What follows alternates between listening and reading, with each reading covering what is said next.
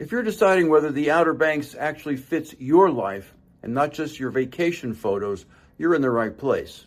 My name is Dennis Richkovsky. I live here, I work here, and I help people figure out whether Emerald Isle and the surrounding towns truly make sense for them. Today we're going to compare Emerald Isle with another Outer Banks town, Duck. Let's start with the obvious. Duck is beautiful, Emerald Isle is beautiful. Both have wide beaches, both attract people who could live just about anywhere, and they choose the coast. If you visit either one for a long weekend, you'll think, I could absolutely live here. But that's not where the decision is made. The real differences show up after the honeymoon, when this stops becoming a vacation and starts becoming daily life. One of the quiet but important differences between Duck and Emerald Isle is housing scale.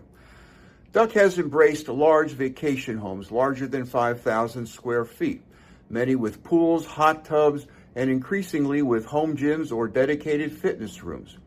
Because homes of this size are readily available, Duck has become a popular destination for group gatherings, extended family vacations, multi-family trips, small weddings, reunions, and even corporate retreats. A common pattern is to see several families sharing one large home and splitting the cost, or renting neighboring homes to keep very large groups together. These homes are impressive, but they also bring density, more cars, more coordination, more movement. And that scale naturally concentrates people, schedules, vehicles, and activity around individual properties. Emerald Isle doesn't have the enormous 12 to 20 bedroom sandcastle houses, and never will, because of long-standing zoning, height restrictions, and septic limitations. These constraints keep homes smaller and more residential in character. Rentals typically host single families or smaller groups, resulting in fewer people per property, fewer cars, and far less coordination in day-to-day life. That difference impacts day-to-day life more than people realize. After all, every hour spent on errands is one less hour spent on the beach. That's not philosophy, that's logistics. Duck and Emerald Isle are both excellent coastal communities, but they are designed around very different ideas of daily life. Duck is walkable. It's a village-centric town. Much of the life here orbits around shared public spaces, especially Duck Town Park and Duck Boardwalk, which stretches nearly a mile along the Currituck Sound. Parks, shops, restaurants, and waterfront access are intentionally stitched together so people move through the town on foot or by bike. That design creates a visible communal rhythm. Evenings tend to spill outward. Sunset dinners, outdoor bars, strolling the boardwalk, browsing shops. For people who enjoy walkability, shared experiences, and being part of a curated village scene, Duck delivers consistently. Emerald Isle works differently. The town is ocean first by design. Daily life is shaped more by tide, surf, weather than by schedules or programming. Soundside access and parks exist, but they complement the lifestyle rather than define it. Commercial areas, most notably on the west end of town, are intentionally separated from residential neighborhoods and are typically reached by car or by golf cart, not by foot. That separation produces a quieter, more private rhythm. There are fewer organized events and less emphasis on a shared public calendar.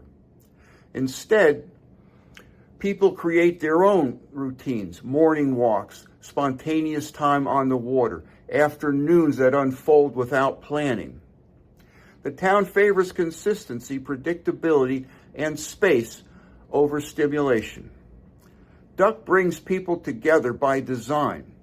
Emerald Isle gives people room by design. Access isn't just a travel detail. It quietly determines how often you come and go, and how heavy everyday life seems. To reach Duck from most of North Carolina, you cross the Virginia Dare Bridge. At 5.2 miles long, it's the longest bridge in North Carolina and longer than any bridge anywhere in the Carolinas.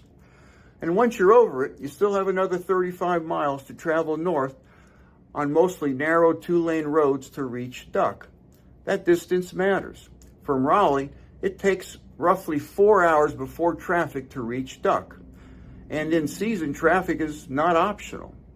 Every trip becomes something you plan around. Coming and going is deliberate. Emerald Isle is accessed very differently. To reach Emerald Isle, you cross the Cameron-Langston Bridge, a 2-lane bridge about a mile long. From Raleigh, the drive is roughly 2.5 hours. And once you're over the bridge, you're essentially there. These differences show up fast. In Duck, distance reinforces the sense that you have gone somewhere special, but it also adds friction to everyday life. In Emerald Isle, access is simpler and more predictable, which makes day-to-day living easier to sustain over time. Neither is better, but they feel very different once this isn't vacation anymore. Duck is designed to host memorable events. It excels at big moments, shared experiences, and dramatic coastal settings. The scale, the homes, and the isolation all reinforce that purpose. Emerald Isle is designed to support daily living. It spreads people out, keeps scale in check, and prioritizes consistency over spectacle. Life here is quieter, simpler, steadier, and easier to sustain over time. Duck magnifies the moment. Emerald Isle smooths the day. Both are exceptional communities for the right people. And here's my Dennis fit test. If you're energized by walkable villages, shared spaces, and a visible social scene, Duck will feel alive. If you're restored by space, quiet, consistency, and an ocean-driven rhythm, Emerald Isle will feel like home.